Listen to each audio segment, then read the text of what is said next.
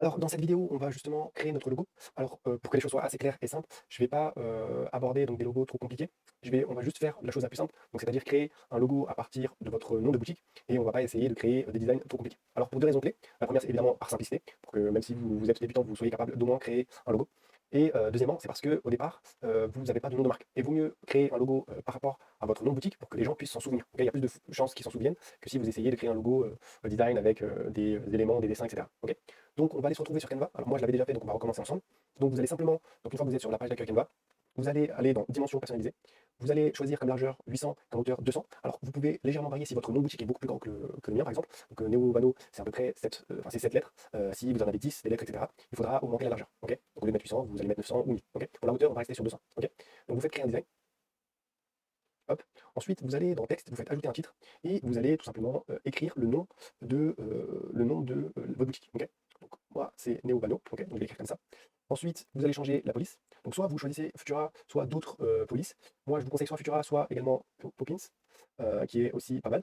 Ensuite, une fois que vous faites ça, donc une fois que vous choisissez entre les deux polices, vous allez tout simplement augmenter jusqu'à, disons, 120. Ok, et ce que vous allez faire, c'est essayer de le placer et de le centrer. Et vous allez augmenter pour que les lettres soient pas loin des bordures. Ok, le but, c'est vraiment que ça soit pas loin des bordures. Là, je pense que c'est pas mal.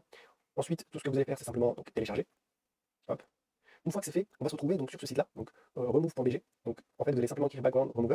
De toute façon, normalement, je vais mettre le lien en dessous de la vidéo, mais dans le cas de figure où vous ne le voyez pas ou vous n'avez pas accès, vous écrivez juste background remover et c'est le premier lien. Ok, cliquez dessus, cliquez sur upload image et vous, tout simplement, vous allez sélectionner votre nouveau fichier. Ok, hop, et vous faites download. Hop.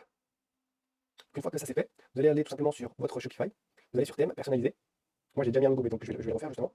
On va sur thème, donc ici, dans les réglages, vous allez ensuite dans logo et vous faites modifier, vous faites sélectionner à partir de la boutique, et ensuite vous allez ajouter votre logo donc final. Ok, vous sélectionnez, hop, et vous avez votre logo final. Ok, donc vous faites enregistrer évidemment pour pas que ça puisse se perdre. Hop, donc voilà, on est sur un joli logo. Il y a aussi quelque chose que j'ai fait en dehors de la vidéo parce que j'avais oublié effectivement de vous le dire, de vous le préciser. C'est au niveau des polices d'écriture. Donc on était resté sur les bonnes. Par contre, j'avais pas fait attention, mais sur la typographie sur Futura. Donc une fois que vous êtes sur donc police titre, vous allez donc Futura. Et en fait ici, de base c'était écrit regular. Vous allez mettre semi-bold ou medium, ok, pour que le titre puisse ressortir. Et là ça fait beaucoup plus professionnel et ça ressort un petit peu du cadre. Ok. La police Poppins est aussi pas mal. Donc il y a soit Futura soit Poppins, les deux sont très très bonnes. Et là, à partir de maintenant, vous avez votre logo avec tous les titres qui sont bien faits. Et ensuite on pourra justement aller de l'avant. Ok. Donc là, je vous ai appris comment faire un logo simplement avec Canva, Canva c'est gratuit, un logo simple, professionnel, qui donc fait à partir du nom de votre boutique. On n'a pas essayé de faire compliqué, et c'est beaucoup plus facile à retenir, et c'est surtout beaucoup plus facile à faire. Ok, donc même si vous êtes débutant, normalement, vous êtes en mesure de faire ça. Ok, donc on se retrouve sur la prochaine vidéo.